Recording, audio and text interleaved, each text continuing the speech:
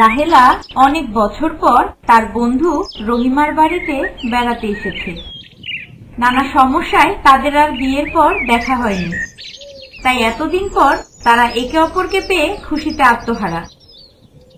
দুপুরে তারা সবাই মিলে একসাথে খেতে বসেছে।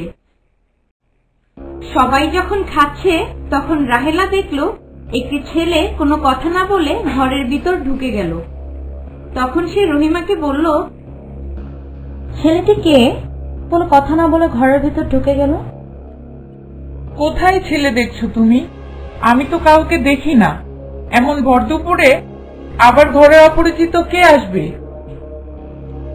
আরে সত্যি, আমি দেখলাম বরফের মতো সাদা একটি ছেলে দরজা দিয়ে ঢুকে সোজা ওই পাশের রুমে ঢুকে গেছে।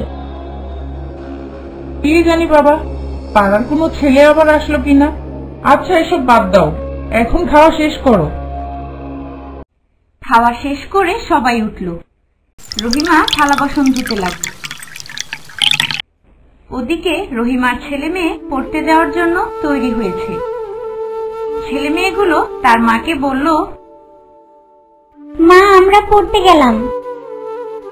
আচ্ছা যাও, আজ একটু তাড়াতাড়ি বাড়ি ফিরো। তোমার খালামণিকে নিয়ে গ্রাম ঘুরে দেখাবো। ঠিক আছে মা।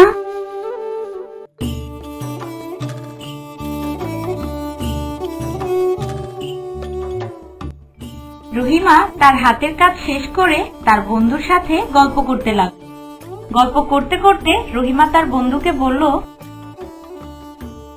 চল তোকে গ্রামটা ঘুরিয়ে নিয়ে আসি। আরেকটু অপেক্ষা কর, তোর ছেলে মেয়ে আসুক, একসাথে না হয় বের হব। চল আমরা বের হই। আমরা যে রাস্তা দিয়ে যাব ওরা ওই রাস্তা দিয়েই আসবে। ওদের সাথে তো পথেই দেখা হবে। আচ্ছা তাহলে চল। রহিমা ও তার বন্ধু গ্রাম দেখার উদ্দেশ্যে বের হয়ে গেল।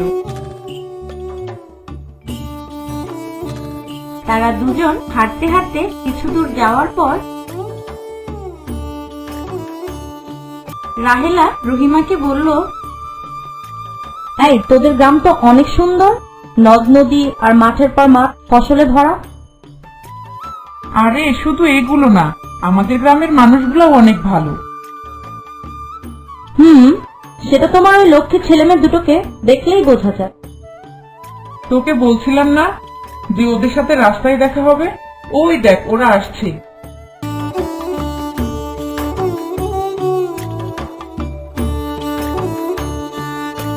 আয় আয়, এদিকে আয়, পড়াশোনায় ফাঁকি দিস না, তোরাই তো আমাদের ভবিষ্যৎ। চলো মা, আমরা নদীর পাশে দিয়ে যাই, খালাকে আমাদের নদী দেখাবো। ঠিক আছে, চল যাওয়া যাক। নদীর পাশ দিয়ে হাঁটতে হাঁটতে সন্ধ্যা হয়ে আসলো। সবাই বাড়ির দিকে রওনা হলো।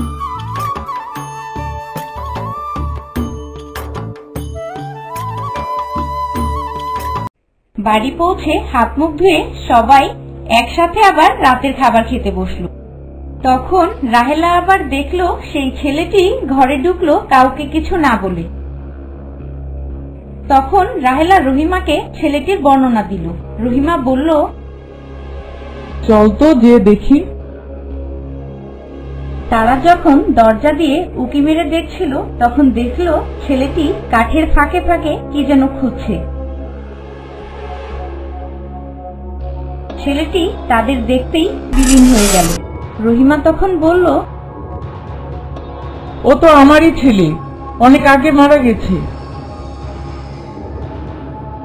তখন তারা পাশের ওই ঘরে ঢুকে মেঝের কাঠ ফাঁকা করতেই বেরিয়ে এলো দুটি তামার বাটি। রহিমা তখন বলল, এই বাটি দুটি দিয়েছিলাম গরিব দুঃখীকে দেওয়ার জন্য। ও হয়তো বিস্কুট কেনার জন্য লুকিয়ে রেখেছিল কাউকে না দিয়ে, তাই হয়তো কবরেও শান্তি পাচ্ছে না, আর এটার জন্যই হয়তো সে প্রতিদিন খুঁজতে আসে। রহিমা পরের দিন একজন ভিখারিকে বাটি দুটি দিয়ে দিল। তারপর থেকে আর কোনোদিন সেই ছেলেটিকে দেখা যায়নি।